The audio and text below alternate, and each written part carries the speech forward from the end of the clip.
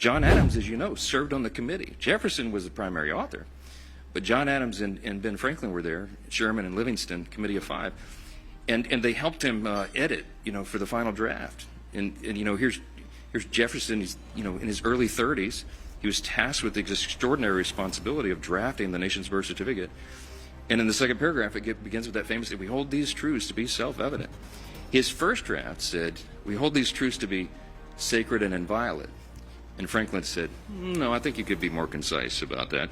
Self-evident, okay. Something that's obvious. We hold these truths to be self-evident that all men are created equal." Now, he could have said born equal. They could have said born equal, but they said created equal.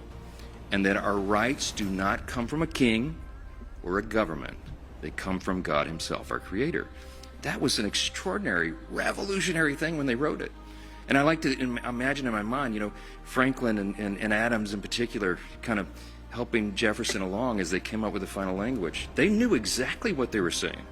They knew how provocative that would be.